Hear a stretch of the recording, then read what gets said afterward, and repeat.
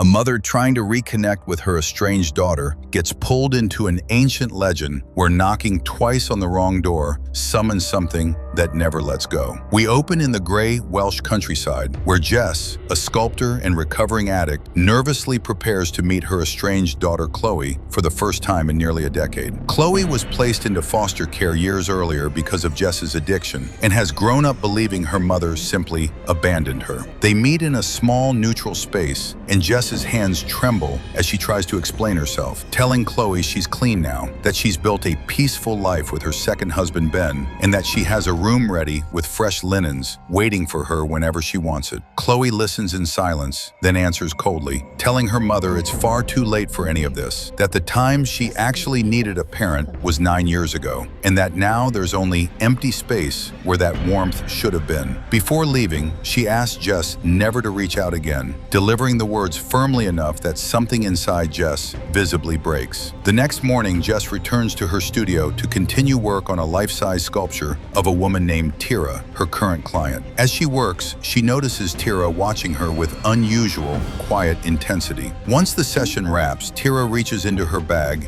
and gifts her a talis necklace, a simple cord bearing a stone carved with delicate markings. She explains gently that a mother's love is never truly wasted, even when it seems to fall into silence, and insists the talis holds real, old magic capable of helping Khloe finally see the truth of Jess's love. Jess accepts the gift with soft gratitude, touched by the gesture, even though she isn't quite sure what to make of it. That evening, Khloe sneaks out with her friend Danny, wandering through the back lanes and woodland paths toward an abandoned house on the edge of town. Tied to local legend, once home to a reclusive woman named Mary Amanov, remembered for muttering in a language nobody understood and rumored to have been a witch. After she passed away under tragic circumstances, with whispers about her only growing louder since, on a dare the two knock twice on the door, two sharp raps that echo through the ruined house before running off laughing. Though the air around the place feels heavier afterward, the shadows almost watchful. Not long after, Danny starts acting strangely, seeing objects shift on their own and movement where nothing should be, until one day he simply vanishes without a trace, leaving no clue behind. Rattled by his disappearance, Khloe shows up at Jess's door, begging to stay, and a hopeful Jess welcomes her in. Despite the guarded, hostile front Khloe puts up in the days that follow, strange incidents begin almost immediately, starting with a human tooth turning up in Khloe's dinner soup, horrifying everyone at the table. Shortly after, Ben leaves on a work trip, unaware of what's beginning to take hold inside the house. That night, Jess is gripped by a nightmare so vivid it forces her upright in bed, heart pounding, wandering the halls of her own home where the walls seem to weep. In the hallway, she finds a frail, hunched old woman with eyes deep in grief who utters a single trembling word before drawing a thin blade across her throat and crumpling silently to the floor. She wakes in a cold sweat, the strange words still echoing in her mind, and when she recounts the dream to Khloe, her daughter goes pale, immediately recognizing the story as Mary Amanov's own death, tying it directly to the local legend that knocking twice on her door invites her back to claim you. As the days pass, the house grows increasingly wrong, shifting shadows, phantom footsteps, and Jess's sculptures subtly changing shape on their own. When Tira returns for another sitting, she takes one look at Khloe and refuses to stay, warning Jess urgently that something ancient has attached itself to the girl, drawn in by grief and guilt, and that whatever's claimed her may already be beyond saving. Jess refuses to accept it, insisting this couldn't possibly be her daughter. Soon after, a detective named Boardman arrives at the house, following up on Danny's disappearance. He's received politely at first, though his questions sharpen once he brings up a previous, eerily similar case, a boy named Michael who vanished years earlier from the very same foster home Khloe grew up in.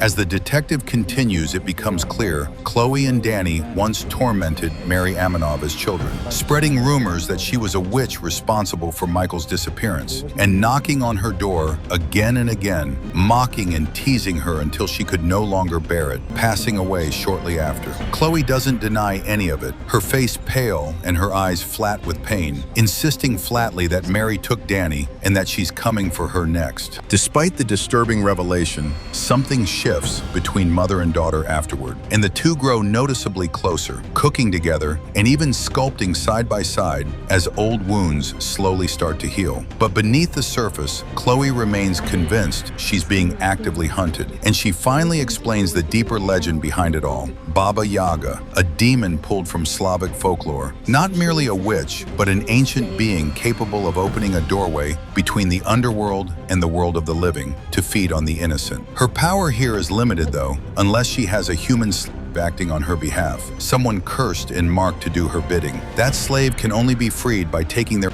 life or by tricking someone else into taking their place through some horrific act of their own. Khloe believes Mary wasn't simply a witch, but exactly this kind of and that her death was a desperate attempt to escape the curse entirely, meaning the two knocks were never just superstition. The first summons the demon herself, the second summons whoever's cursed to serve her. Jess, overwhelmed by all of it, gently insists this has to be delusion rather than truth, though Khloe says nothing in response, only staring down at her own hands. Days later, Jess finds her studio destroyed, tools scattered across the floor and sculptures smashed to pieces, with two words scrawled in jagged red letters across the concrete, claiming Khloe as someone's own. That night, the house groans and the lights flicker as both women spot a tall, cloaked shadow with unnaturally moving limbs passing by Khloe's window, and Jess can no longer deny that something real is happening. The following morning, a shriek pierces the house as Khloe is violently flung around by an unseen force, and a rip tears open in the fabric of the foyer like a wound, a swirling portal pulsing and pulling at the walls around it, nearly dragging Khloe through before Jess reaches, her arms burning with effort, and just barely manages to hold her child back from the brink. Desperate for answers, they return to Tira, who receives them coldly and reveals that Mary was never truly a witch at all, that the rumor itself is what destroyed her, and that the childhood cruelty inflicted by Khloe and Danny is what shaped Mary's need for revenge in the first place. Shattered by guilt, Khloe begins to unravel entirely, blaming herself for inviting the horror in, and flees the house in a panic. Later found, hours later, back at her old foster home, tears staining her face. Jess, heartbroken, rushes to bring her home, but pieces something together along the way. A realization that the true threat all along has actually been Detective Boardman, someone hiding behind the law and his uniform. She hurries to retrieve her daughter, but by the time she arrives, it's already too late. Khloe has vanished once more, taken by the same malevolent force stalking them both. Jess makes her way to Mary's abandoned house, injuring herself badly on a rusted nail as she stumbles through the ruins, only to be arrested by police shortly after.